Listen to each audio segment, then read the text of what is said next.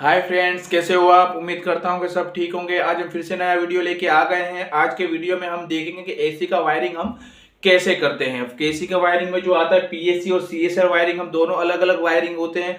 वो window AC, split AC, जो AC rotary compressor जिसमें होता है, ये सिस्टम, ये वायरिंग का उपयोग होता है। अगर आप हमारे चैनल पे नए, प्लीज चैनल को सब्सक्राइब करें, वीडियो को लाइक करें, शेयर करें, कमेंट जरूर करें। तो देखिए मैंने बोर्ड पे लिखा हुआ है, ये एसी का वायरिंग है। एसी के वायरिंग में जो रोटरी कॉम्प्रेसर आता है, इसमें दो वायरिंग उपयोग किया जाता है। एक क्या होता है, एक होता है पीएससी और एक होता है सीएसआर। तो सबसे पहले मैं आपको अपने पीएससी के बारे में जानेंगे। तो पीएससी का फुल फॉर्म क्या है और सीएसआर का फुल फॉर्म होता है। पीएससी का फुल फॉर्म क्या है, परमानेंट स्पीड कैपेसिटर। तो उसका मतलब क्या होता है, लगातार चलने वाला जो कैपेसिटर होता है, जो मोटर चलती है, उसे हम पीएससी वायरिंग है। तो सीएसआर का मतलब क्या होता है, कैपेसिटर स्टार्टिंग रनिंग।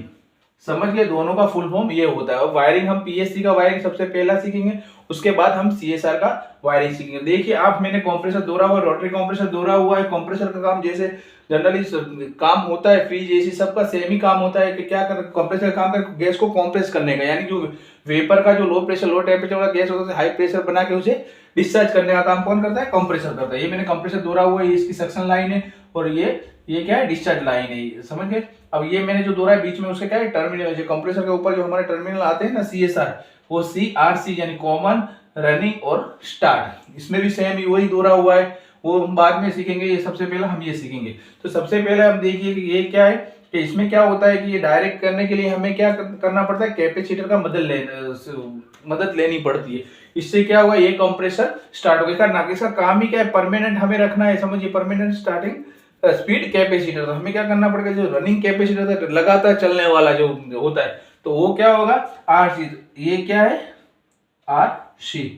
इसका क्या, इसका मतलब क्या होगा, रनिंग कैपेसिटर। तो रनिंग कैपेसिटर आप देख सकते हो। रनिंग कैपेसिटर में क्या होता है, जो एल्यूमिनियम के भी आते हैं, प्लास्टिक के भी आते हैं, जिनका काम सब सेम है। तो उसमें क्या होता है, एक साइड आप देख सकते हो, दो टर्मिनल आते हैं, एक बाजू चार टर्मिनल आते हैं। कि जो एसी में उपयोग कैपेसिटर होने वाला होता है, उसमें क्या होता है, और उसका माप जो क्या होता है, जैसे क्या एमएफडी में मापा जाता है। और एमएफडी कितने एमएफडी से कितने एमएफडी का इसका कैपेसिटर का उपयोग होता है। तो जो 20 एमएफडी होता है, उससे 45 एमएफडी तक के कैपेसिटर का इसमें उपयोग किया जाता है। आप समझ गए होंगे वीडियो में कि एक ही कैपेसिटर का इसमें उपयोग किया जाता है, क्योंकि लगातार हमें क्या करना है, कंप्रेसर को चालू करना है डायरेक्ट। इसके लिए हमने क्या, रनिंग कैपेसिटर, ये क्या करेला है, R&C, यानी इसका मतलब रनिंग कैपेसिटर, शॉर्ट फॉर्म मैंने लिखा हुआ है। तो सबसे पहले हमें वायरिंग में क्या करना है, समझिए कि ये क्या है, ये फेज है, लाइन भी इसको बोल सकते हैं, और ये क्या है, न्यूटन है।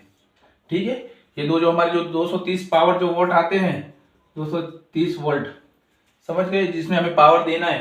तो सबसे पहले हमें क्या करना है, तो सबसे पहले हमें न्यूटन को चलाना है। तो न्यूटन को क्या करना है, सबसे पहले हमें कॉमन में दे देना है। समझ गए, ये कंप्रेसर के जो 3 टर्मिनल होते हैं, कॉमन, रनिंग और स्टार्ट, समझ गए। तो हमें न्यूटन को क्या करना है, डायरेक्ट दे देना है। अब बाकी कौन रह गया, तो बाकी जो रहेगा वो है फेज। बाकी तो फेज को हमें क्या करना है, तो फेज को हमें ऐसे डायरेक्ट नहीं देना। ठीक है, इसको डायरेक्ट हम नहीं दे सकते। तो उसको हमें क्या करना है, ये जो किसी भी 4 वाले टर्मिनल में आप देख सकते हो, 2 में भी देखो तो कोई बात नहीं, दोनों सेम ही होता है। लेकिन वो क्या, एक इनपुट होता है, एक आउटपुट होता है। तो समझिए हम क्या करेंगे, इसमें एक पावर देंगे। रनिंग कैपेसिटर का जो 4 टर्मिनल है, उसमें से क्या करेंगे, हमने फेज को डायरेक्ट नहीं दिया, कैपेसिटर पे दिया। ठीक है, अब क्या करना है, हमें जो रनिंग करना है, समझिए, तो रनिंग करने के लिए क्या करना पड़ेगा, हमें कैपेसिटर में से वो चीज निकाल के ना एक पॉइंट रनिंग में, क्योंकि यहाँ पे 4 टर्मिनल होते हैं और समझ सकते हो कि 4 पॉइंट होते हैं। तो एक पॉइंट में तो हमने फेज दे दिया, दूसरा 3 पॉइंट बाकी रहे, वहां से क्या करना है, हमें रनिंग को यहाँ दे देना है। और जो स्टार्टिंग है, स्टार्टिंग के तो 4 में से यहाँ का काम तो पूरा, आउटपुट जो टॉर्क करेगा, यानी क्या करेगा, झटका जो मारेगा कंप्रेसर को, टॉर्क लिए। कैपेसिटर का काम क्या है, कैपेसिटर का काम क्या है, टॉर्क करना, यानी झटके से स्टार्ट करना। अब यहाँ पे 2 टर्मिनल बाकी रहे, वो हमें क्या करना है, स्टार्टिंग में दे देना है। समझ गया। फिर से मैं आपको एक बार रिपीट कर देता हूं, जो न्यूटन होता है उसे हमें क्या करना है, डायरेक्ट कॉमन में दे देना है। तो कॉमन में दे देंगे, उसके बाद जो फेज होता है, जो लाइन भी बोल सकते हैं हमें, उसे क्या करना है, हमें जो रनिंग कैपेसिटर है, यहाँ पे 20 का भी हो, कि 20 से लेके 45 तक, 45 तक का ये कैपेसिटर का उपयोग होता है। कोई भी कैपेसिटर हो, हम यहाँ लेकिन उसे क्या करना है, 2 पॉइंट होते हैं, उसके टर्मिनल होते हैं, एक साइड 4 होते हैं, एक साइड 2 होते हैं। तो हमें क्या करना है, 4 वाली साइड के 2 वाली साइड में एक पॉइंट पे दे, तो दूसरे क्या करना है, दूसरी बाजू वहां से लेके ना वहां दे देना है। समझ गए। और दूसरा क्या करना है, दूसरी पॉइंट पे लेकर हमें स्टार्टिंग में कर देना है। इससे हमारा क्या होगा, पूरा वायरिंग कंप्लीट हो जाएगा। और ये हम जब भी सिस्टम चालू करेंगे तो रेगुलर ये क्या होगा, कंप्रेसर रेगुलर चालू रहेगा। इससे क्या होगा, बंद होगा नहीं। तो ये हमारा क्या हुआ, पीएससी वायरिंग हुआ। इसके बाद हमें क्या करेंगे, वायरिंग सीएसआर वायरिंग करेंगे। सीएसआर वायरिंग का मतलब क्या होता है, तो सीएसआर वायरिंग का मतलब होता है कि कैपेसिटर स्टार्टिंग रनिंग। तो कैपेसिटर स्टार्टिंग रनिंग अब हम इस वीडियो में समझेंगे। तो समझिए कि इसमें क्या है, इसमें भी सेमी प्रॉब्लम, इसमें रोटरी कंप्रेसर का उपयोग किया जाता है, रोटरी कंप्रेसर का उपयोग किया जाता है और इसमें टर्मिनल जोड़े हुए कॉमन, रनिंग और स्टार्ट। पर इसमें क्या होता है, एक चीज का इसमें फर्क होता है। इसमें क्या होता है कि एक कैपेसिटर का ही उपयोग करके हम क्या करते हैं, कंप्रेसर को स्टार्ट करते हैं। यहाँ पे क्या वोल्टेज रिले का उपयोग किया जाएगा, समझ गए। इसमें क्या है, जो ये चीज मैंने दोहरी हुई है वो क्या है, वोल्टेज रिले। और इसमें क्या होता है, देखिए स्टार्टिंग कैपेसिटर और रनिंग कैपेसिटर, तो हमें वो भी कर देना है,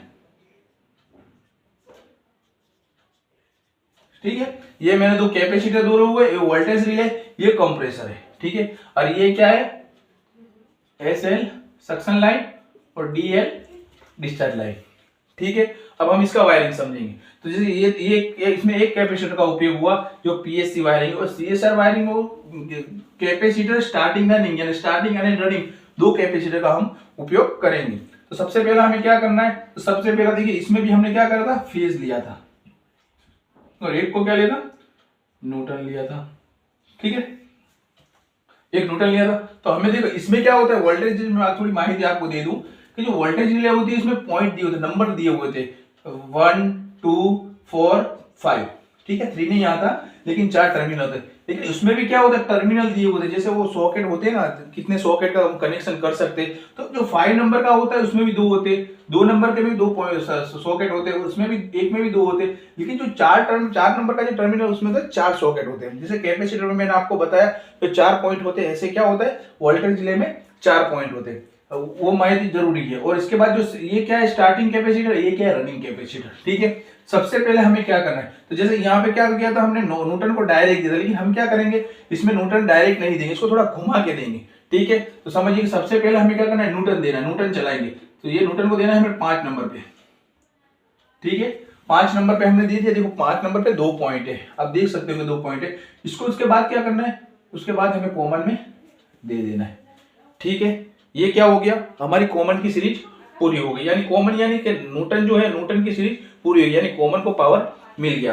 अब हमें क्या करना है, अब फेज चलाना है। तो सबसे पहला फेज करना है क्या हमें, तो समझिए कि सबसे पहला हमें फेज को 4 नंबर पे दे देना है, जो 4 पॉइंट है।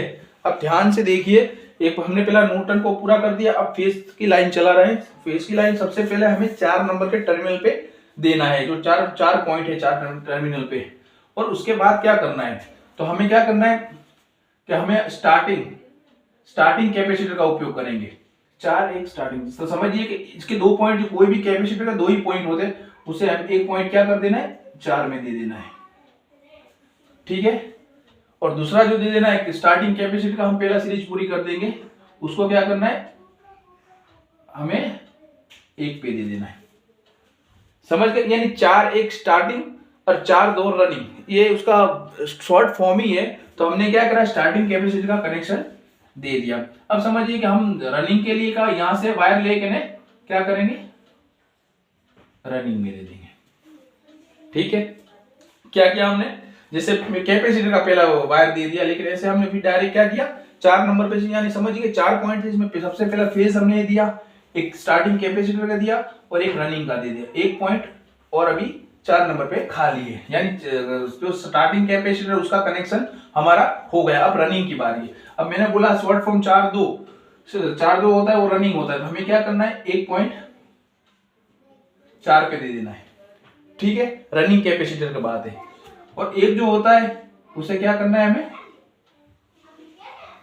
2 पे दे देना है, यानी जो हमारे कैपेसिटर की सीरीज है वो हमने पूरी कर दिया। अब 4 एक स्टार्टिंग कर दिया हमने, 4 2 रनिंग कर दिया। अब समझिए कि हमने पूरा ये वायरिंग तो कर दिया वोल्टेज के आधार से, लेकिन इसमें क्या है कि एक टर्मिनल हमारा अभी भी बाकी रहा है, ठीक है। कौन सा रहेगा कंप्रेसर का, तो स्टार्टिंग। तो स्टार्टिंग हम कहां से ले लेंगे, 2 नंबर से हम स्टार्टिंग ले लेंगे, ठीक है। ये हमारा वायरिंग कंप्लीटली हो गया है। अब समझिए वोल्टेज रिले में क्या होता है, सबके जितने भी टर्मिनल सबका यूज हो गया, एक नंबर का जो टर्मिनल उस पर भी एक बाकी रहता है, दूसरे सब में कनेक्शन हो जाता है। फिर से एक बार मैं आपको रिपीट कर देता हूँ कि हमने कैसे वायरिंग किया है, तो आपको क्या कंफ्यूजिंग आपका दूर हो जाए। सबसे पहले हमने एन जो न्यूटन है उससे क्या किया, 5 नंबर के टर्मिनल पे दिए, वोल्टेज रिले है जिसमें नंबर दिए हुए थे। उसके बाद उसको दूसरा जो टर्मिनल से लेके हमने कॉमन में दिए, यानी क्या हुआ, न्यूटन हमने पूरा कर दिया। एक ही वायर में हमने न्यूटन क्या कर दिया, पूरा कर दिया। अब हम फेज जो लाइन बोलते हैं लाइन को हम चलाएंगे, तो लाइन को सबसे पहले हमने 4 नंबर पे दे दिया, और दूसरा क्या किया, दूसरे पॉइंट से लेके 4 नंबर पे हमने रनिंग पे दे दिया। ठीक है, 4 पॉइंट हो, 4 टर्मिनल होते, इसमें 2 बाकी रह गए। तो हमने क्या किया, स्टार्टिंग का जो एक वायर केबल था यहाँ पे हमने यहाँ पे दे दिया, 4 नंबर पे दे दिया, और दूसरा स्टार्टिंग का जो रहेगा तो वो हमने 1 नंबर पे दिया, यानी स्टार्टिंग की सीरीज क्या हो गई, पूरी हो गई।